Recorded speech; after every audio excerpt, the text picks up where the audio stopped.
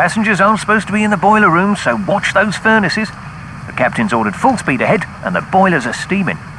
We got 29 of these monsters to feed.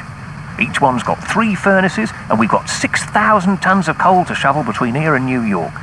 The steam's funneled to the engines that turn the propellers, so the stoker's job's important. But hard, shoveling coal, over and over, all the way to America and back.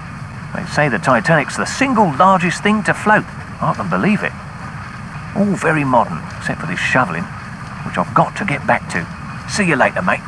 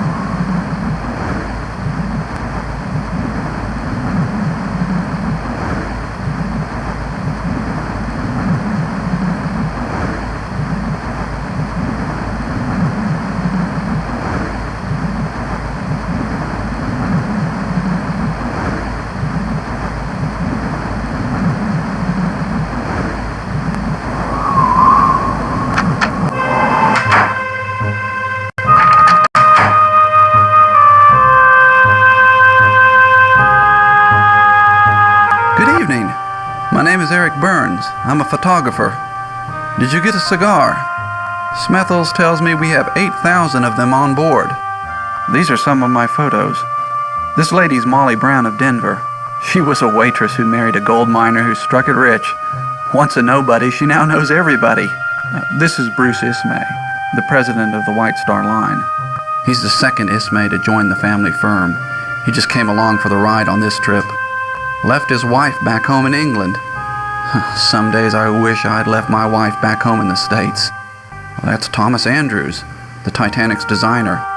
He's along so he can find flaws with the ship's operation and correct them before the return voyage. You'll probably see him everywhere you go. Goodbye.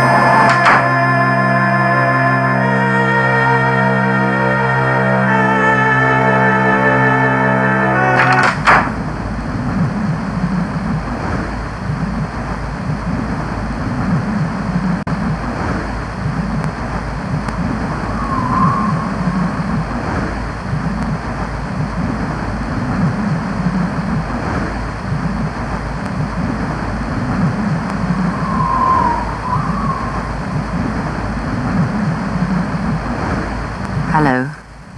I suppose you know what happened. It was horrible. I barely made it into the lifeboat and onto the Carpathia. There weren't nearly enough of them. Lifeboats, that is. We really didn't know what happened until we arrived in New York. This is what one of the newspapers reported. At 11:40 p.m. on April 14th, the Titanic hit a huge iceberg. The impact ripped the hull apart at its seams, allowing the Atlantic to flow into the ship's hull. The ship sank at 2:18 a.m. on April 15th, carrying more than 1,500 people to their graves below the Atlantic.